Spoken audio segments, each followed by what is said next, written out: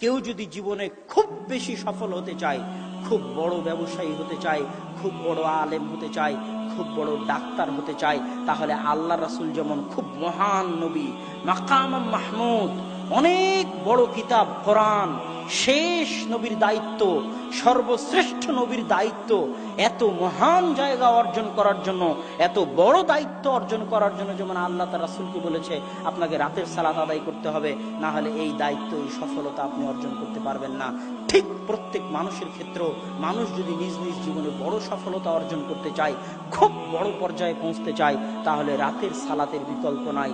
রাতের সালাত আপনাকে অনেক দূর এগিয়ে নিয়ে যাবে। আপনার ব্যক্তিগত, আপনার পারিবারিক, সামাজিক, রাষ্ট্রীয় সকল ক্ষেত্রে রাতের সালাত আপনাকে মহান সফলতা দিবে, এত কোনো সন্দেহ নাই। অতএব রাতের সালাত আদায় করতে হবে।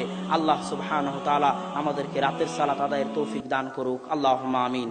সম্মানিত উপস্থিতি, রাতের সালাতের অনেক ফজিলত আছে, যেটা আপনারা আব্বুর বক্তব্যে অনেক সময় শুনতে পাবেন যে রাতের সালাতের আরো কত ফজিলত আছে। আমি শুধু সফলতার সাথে সংশ্লিষ্ট যতটুকু ততটুকু বললাম। বক্তব্যের শেষে চলে এসেছি। সফলতাকে ধরে রাখার জন্য 2 থেকে 3টে জিনিস খুব জরুরি।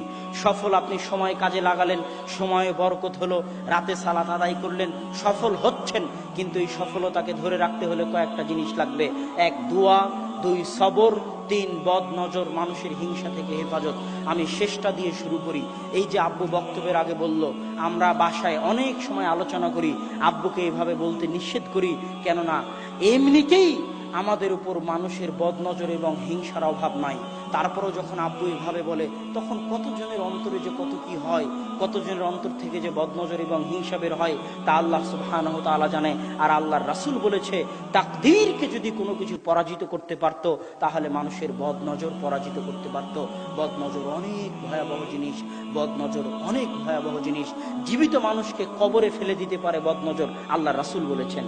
জীবিত মানুষকে মৃত বানিয়ে দিতে পারে বদনজর, আল্লাহর রাসূল বলেছেন। বদনজর অনেক ভয়াবহ জিনিস।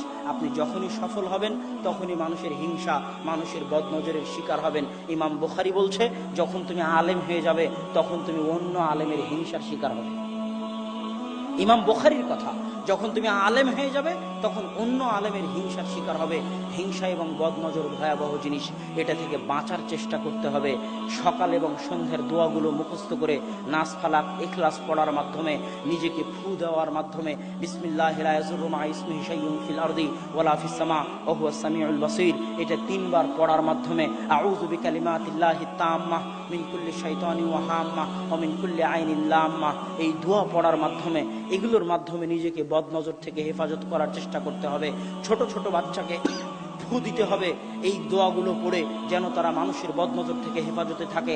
আপনি নিজেও যদি প্রশংসা করেন আপনার ছেলের, আপনি নিজেও যদি প্রশংসা করেন আপনার বউয়ের, তাহলে মাশাআল্লাহ বলবেন, বারাকাল্লাহ বলবেন। সৌদি আরবে যদি কোনো সৌদি ছেলের প্রশংসা করেন, আর যদি বারাকাল্লাহ মাশাআল্লাহ না বলেন, তাহলে আপনার হাত পা ধরে মাশাআল্লাহ বারাকাল্লাহ বলিয়ে নিবে।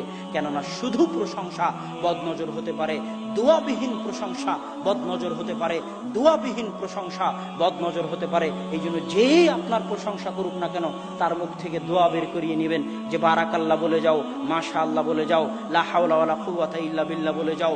যেই প্রশংসা করবে তার মুখ থেকে দোয়া বের করে নিতে হবে। আর আপনি নিজেও যখন প্রশংসা করবেন, তখনও দোয়া করতে হবে, কেননা দোয়া ছাড়া প্রশংসা বদনজর। আল্লাহ যে কোনো সফলতা ধ্বংস হয়ে যেতে পারে বদনজর দিয়ে। আল্লাহ সুবহানাহু ওয়া তাআলা আমাদেরকে মানুষের বদনজর এবং হিংসা থেকে হেফাজতে রাখার তৌফিক দান করুক, আল্লাহুম্মা আমিন।